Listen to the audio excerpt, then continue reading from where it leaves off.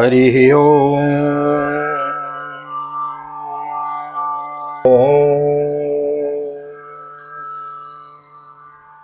जय श्री राधे, जय श्री कृष्ण। आप सभी को एक बार पुनः आप सभी का बहुत बहुत स्वागत है आप ही के यूट्यूब चैनल वीके वीपीएस परिवार श्रीधाम वृंदावन।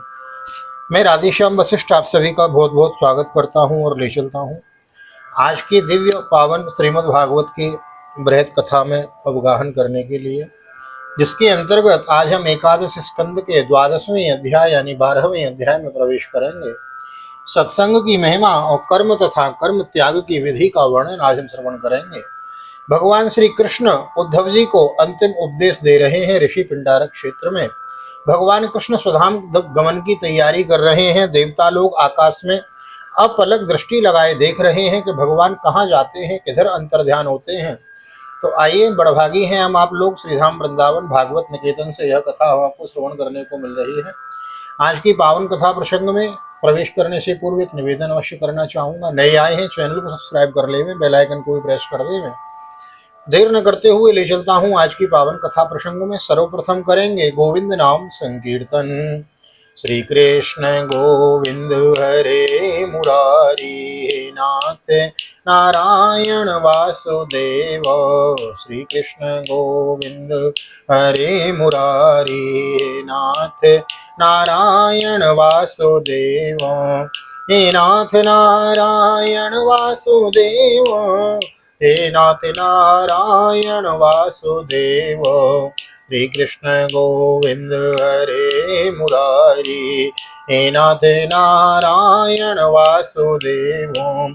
नारायणं नमस्कृत्यं नरं चैव नरोत्तमं देवीं सरस्वतीं व्यासं ततो जयमुदीरयेत्। कृष्णाय वासुदेवाय हरये परमात्मने प्रणतः क्लेशनाशाय गोविन्दाय नमो नमः। ओम नमो भगवते वासुदेवाय। श्रीमद्भागवत महापुराणम् एकादश स्कंध द्वादशो अध्याय। श्री भगवान वाचो न रोधयति माम योगो न सांख्यम धर्म एव च न स्वाध्यायस्तपस्त्यागो निष्ठापूर्तं न दक्षिणा व्रतानि यज्ञश्छन्दांसि तीर्थानि नियमा यमाः यथा वरुन्धे सत्संग सर्वसंगापहोहिमाम्। भगवान श्री कृष्ण कहते हैं, प्रिय उद्धव, जगत में जितनी आसक्तियां हैं उन्हें सत्संग नष्ट कर देता है। यही कारण है कि सत्संग जिस प्रकार मुझे वश में कर लेता है वैसा साधन न योग है, न सांख्य, न धर्मपालन, न स्वाध्याय, न तपस्या, न त्याग, इष्टापूर्त और दक्षिणा से भी मैं वैसा प्रसन्न नहीं होता। कहाँ तक कहूँ, व्रत यज्ञ वेद तीर्थ और यम नियम थी सत्संग के समान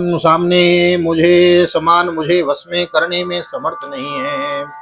सत्संगे नहीं देते आया तुधाना मृगा खगा गंधर्वाप्सरसो नागा सिद्धाश्चारण गुह्यको विद्याधरा मनुष्येषु वैश्या शूद्रा स्त्रियों रजस्तमा प्रकृतयस्तस्मिन् युगे नगो बहवो मत्पदं प्राप्ता स्पष्टार्कायादवादयो वृषपर्वा बलिर्वाणो मया शाद्या विभीषणः।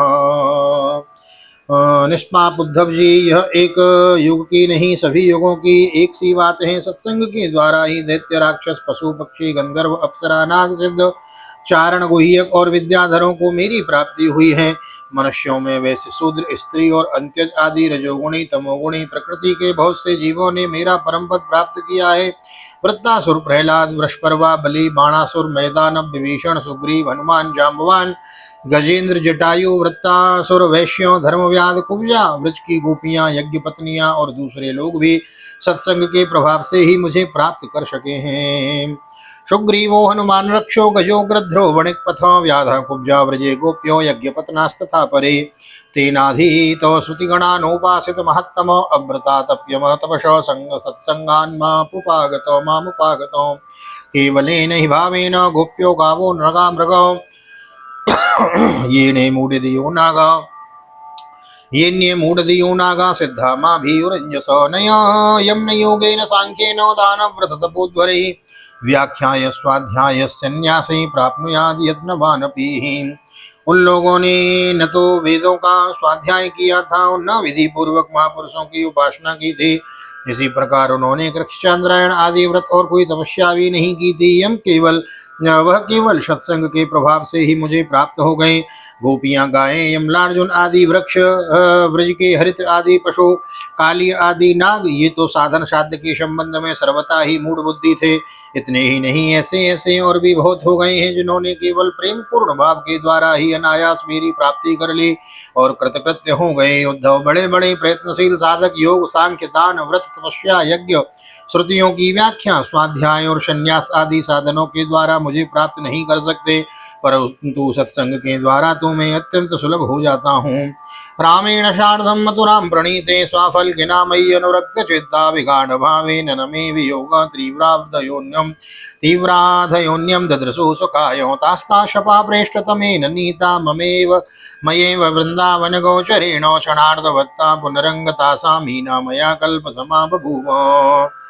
उद्धव, जिस समय क्रूर जी भैया बलराम जी के साथ मुझे ब्रज से मथुरा ले आए, उस समय गोपियों का हृदय गाढ़ प्रेम के कारण मेरी अनुराग के रंग में रंगा हुआ था। मेरे वियोग की तीव्र व्याधि से व्याकुल हो रही थी और मेरे अतिरिक्त कोई भी दूसरी वस्तु उन्हें सुख कारक नहीं जान पड़ती थी। तुम जानते हो कि मैं ही उनका एकमात्र प्रियतम हूँ। जब मैं वृंदावन में था तब उन्होंने बहुत सी रात्रियां, वे रास की रात्रियां मेरे साथ आधे क्षण के समान बिता दी थी, परंतु प्यारे उद्धव, मेरे बिना वे ही रात्रियां उनके लिए एक कल्प के समान हो गईं। ताना विदन्मयि अनुसंगबद्धो धियो स्वमात्मानमदस्तथेदं यथा समाधौ मुनयोब्दितो ये नद्य प्रविष्टा इव नाम रूपे मत्कामारमणं जारमस्वरूप विदो नल ब्रह्म मां परमं परायो प्रापो संगाक्षत सहस्रशः। जैसे बड़े बड़े ऋषि मुनि समाधि में स्थित होकर गंगा आदि बड़ी बड़ी नदियां समुद्र में मिलकर अपने नाम रूप को देती हैं, वैसे ही गोपियां परम प्रेम के द्वारा मुझ में इतनी तन्मय हो गई थी कि उन्हें लोक पर लोक शरीर और अपने कहलाने वाले पति पुत्र आदि की भी शुद्ध बुद्ध नहीं रह गई थी। उद्धव, उन गोपियों में बहुत सी तो ऐसी थी जो मेरे वास्तविक स्वरूप को नहीं जानते थे। वे मुझे भगवान न जानकर केवल प्रियतम ही समझती थी और जार भाव से मुझसे मिलने की आकांक्षा किया करती थी। उन साधनहीन सैकड़ों हजारों अबलाओं ने केवल संग के प्रभाव से ही मुझ पर ब्रह्म को प्राप्त कर लिया था। तस्मात् त्वमुद्धवोत्सृज्य चोदनां प्रतिचोदनां प्रवृत्तं च निवृत्तं श्रोतव्यं प्रवृत्तं च निवृत्तं च श्रोतव्यं श्रुतमेव च मामेकमेव शरणम् आत्मानं सर्वदेहिनां याहि सर्वात्मभावेन मया स्याय कुतो भयम्। इसलिए उद्धव, तुम श्रुति स्मृति विधि निषेध प्रवृत्ति निवृत्ति और सुनने योग्य तथा सुने हुए विषय का भी परित्याग करने सर्वत्र मेरी ओर ही भावना करते हुए समस्त प्राणियों के आत्मस्वरूप मुझ एक की ही शरण संपूर्ण रूप से ग्रहण करो, क्योंकि मेरी शरण में आ जाने से तुम सर्वथा निर्भय हो जाओगे। उद्धव उवाच संशयो तृणवतो वाचम तब योगेश्वरेश्वर न निवर्तत आत्मस्थो येन ब्राह्म्यति मे मनः। उद्धव जी ने कहा, सनकादि योगेश्वरों के भी परमेश्वर प्रभु, ये तो मैं आपका उपदेश सुन रहा हूँ, परंतु इससे मेरे मन का संदेह मिट नहीं रहा है। मुझे स्वधर्म का पालन करना चाहिए या सब कुछ छोड़कर आपकी शरण ग्रहण करनी चाहिए? मेरा मन इसी दुविधा में लटक रहा है, आप कृपा करके मुझे भली भांति समझाइए। श्री भगवान वाचो सही सजीवो विवर प्रसूति प्राणेन घोषेण गुह्यां प्रविष्टो मनोमयं सूक्ष्मोपेत्य रूपम मात्रा स्वरो वर्ण इति स्थविष्टो। श्री भगवान कृष्ण ने कहा, प्रिय उद्धव, जिस परमात्मा का परोक्ष रूप से वर्णन किया जाता है वे साक्षात अपरोक्ष प्रत्यक्ष ही हैं, क्योंकि वे ही निखिल वस्तुओं को सत्ता स्फूर्ति जीवन दान करने वाले हैं। वे ही पहले अनाहत नाद स्वरूप परावाणी नामक प्राण के साथ मूलाधार चक्र में प्रवेश करते हैं, फिर उसके बाद मणिपूरक चक्र में नाभि स्थान में आकर पश्यंती वाणी का मनोमय सूक्ष्म रूप धारण करते हैं। तदनंतर कंठ देश में स्थित विशुद्ध नामक चक्र में आते हैं और वहां मध्यमा वाणी के रूप में व्यक्त होते हैं। फिर क्रमशः मुख में आकर ह्रस्व दीर्घादि मात्रा उदांत अनुदात और स्वर तथा ककार आदि वर्ण रूप स्तरी वैखरी स्थूल वैखरी वाणी का रूप ग्रहण कर लेते हैं। यथा नलघे नीलबंधु रूप सुरूष्मा बलेन दारुण्यधि मध्यमान अणु प्रजातो विशासमिद्यते तथैव मे व्यक्तिरयं हि वाणी। एवं गति कर्म गतिर्विसर्गो घ्राणो रसोदृक् स्पर्शः श्रुतिश्च संकल्प विज्ञानमता विमानो श्रोत्रं रजः सत्त्वतमो विकार अयं हि जीवस्वने जीव विकारो अग्नि आकाश में उष्मा अथवा विद्युत के रूप में व्यक्त रूप में स्थित है। जब बलपूर्वक काष्ठमंथन किया जाता है तब वायु की सहायता से वह बेले अत्यंत सूक्ष्म चिंगारी के रूप में प्रकट होती है और फिर आहुति देने पर प्रचंड रूप धारण कर लेती है। वैसे ही मैं भी शब्द ब्रह्म रूप से क्रमशः परापश्यंती मध्यमा और वैखरी वाणी के रूप में प्रकट होता हूँ। इसी प्रकार बोलना, हाथों से काम करना, पैरों में चलना, मूत्रेंद्रिय तथा गुदा में मन मूत्र त्यागना, सूंघना, चखना, देखना, छूना, सुनना, मन में संकल्प विकल्प करना, बुद्धि में समझना, अहंकार के द्वारा अभिमान करना, महत्त्व के रूप में सबका ताना बाना बनना तथा सत्वगुण, रजोगुण और तमोगुण के सारे विकार कहाँ तक कहूँ समस्त करता करण कारण और कर्म मेरी ही अभिव्यक्तियां हैं। अयम हि जीवस्त्रिवृद्धयोनि त्रिवृद्धयोनि रव्यक्त एको वयसा समाद्य विश्लिष्ट शक्तिर्बहुदेव भाति बीजानियोर्निं प्रपदे प्रतिपद्य यदुवति यस्मिन्निदं प्रोतमसे समूतं पटो यथा तन्तुविता न संस्तो य एष संसार तर्हु पुराणो करमात्मकः पुष्पफले प्रसूते। यह सबको जीवित करने वाला परमेश्वर ही इस त्रिगुणमय ब्रह्मांड कमल का कारण है। यह आदि पुरुष पहले एक और अव्यक्त था। जैसे उपजाऊ खेत में बोया हुआ बीज शाखा पत्र पुष्पादि अनेक रूप धारण कर लेता है, वैसे ही कालगति से माया का आश्रय लेकर शक्ति विभाजन के द्वारा परमेश्वर ही अनेक रूपों में प्रतीत होने लगता है। जैसे तागों के ताने बाने में वस्त्र ओतप्रोत रहता है, वैसे ही वह सारा विश्व परमात्मा में ही ओतप्रोत है। जैसे सूत के बिना वस्त्र का अस्तित्व नहीं है, किंतु सूत वस्त्र के बिना भी रह नहीं सकता, वैसे ही इस जगत में न रहने पर परमात्मा रहता है, परंतु वह जगत परमात्मा रूप ही है। परमात्मा के बिना इसका कोई अस्तित्व नहीं है। यह संसार वृक्ष अनादि और प्रवाह रूप से नित्य है, इसका स्वरूप ही है कर्म की परंपरा तथा इसके वृक्ष के फूल फल है मोक्ष और भोग। द्वयस्य बीजे सतमूलस्त्रिनालो पंचस्कंदः पंचरस प्रसूति दशैक शाखो दिशपर्णनीड स्त्रिवल गलौ दिफलोर्कः प्रविष्टो। इस संसार वृक्ष के दो बीज हैं, पाप और पुण्य, असंख्य वासनाएं जड़े हैं और 3 गुण तने हैं, 5 भूत इसकी मोटी मोटी प्रधान शाखा हैं और शब्दादि 5 विषय रस हैं, 11 इंद्रिया शाखा हैं तथा जीव और ईश्वर 2 पक्षी इसमें घोंसला बनाकर निवास करते हैं। इस वृक्ष में वात पित्त और कफ रूप के 3 तरह की छाल है, इसमें 2 तरह के फल लगते हैं, सुख और दुख। यह विशाल वृक्ष सूर्य मंडल तक फैला हुआ है। इस सूर्य मंडल का भेदन कर जाने वाले मुक्त पुरुष फिर इस संसार चक्र में नहीं बढ़ते हैं। अदंति चैकं फलमस्य गृध्रा ग्रामे चरा एकमरण्यवासा हंसाय एकं बहुरूप मिजयै विर्मायामयं वेद स वेद वेदम्। जो गृहस्थ शब्द रूप रस आदि विषयों में फंसे हुए हैं, वे कामना से भरे हुए होने के कारण गीत के समान हैं। वे इस वृक्ष का दुख रूप फल भोगते हैं, क्योंकि वे अनेक प्रकार के कर्मों के बंधन में फंसे रहते हैं। जो अरण्यवासी परमहंस विषयों से विरक्त हैं, वे इस वृक्ष में राजहंस के समान हैं और वे इसका सुखरूप फल भोगते हैं। प्रिय उद्धव, वास्तव में वे ही एक ही हूँ। यह मेरा जो अनेकों प्रकार का रूप है, वह तो केवल मायामय है। जो इस बात को गुरुओं के द्वारा समझ लेता है, वही वास्तव में समस्त वेदों का रहस्य जानता है।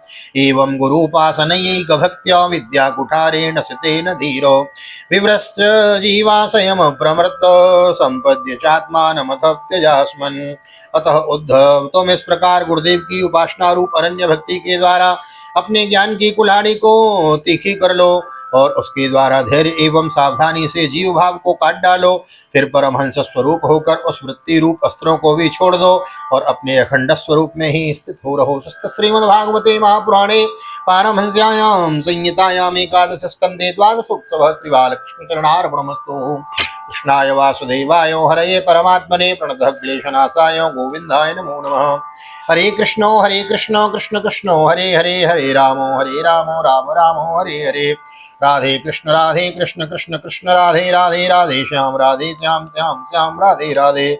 गुरु राधा गोविंद भगवान की जय, श्री निम्बार्क भगवान की जय, श्रीमद्भागवत महापुराण की जय, श्री वेद व्यास जी महाराज की जय, श्री सुखदेव जी महाराज की जय, राजा परीक्षित जी महाराज की जय, राजा रामचंद्र भगवान की जय, श्री हनुमान जी महाराज की जय, गोवर्धन नाथ की जय, यमुने महारानी की जय, वृंदावन धाम की जय, अपने अपने सदगुरुदेव भगवान की जय, माता पिता की जय, सदगुरुदेव भगवान की जय, आज के आनंद की जय। जय जय श्री राधे, जय श्री राधे, जय श्री राधे श्याम, जय जय राधे, जय जय श्याम। सबको मिले वृंदावन धाम, ऐसी प्रार्थना मेरी आपके ठाकुर जी के चरणों में। यहाँ तक वीडियो बने हैं तो वीडियो को लाइक कर दीजिए, शेयर कर दीजिए, कमेंट में भागवत भगवान की जय लिख दीजिए। मिलते हैं अगली वीडियो में श्रीमद् भागवत के एकादश स्कंद के 13वें अध्याय में। तब तक के लिए श्री धाम वृंदावन से आप सभी को हृदय से प्यार भरी जय श्री राधे, जय श्री कृष्ण, हरि ओम।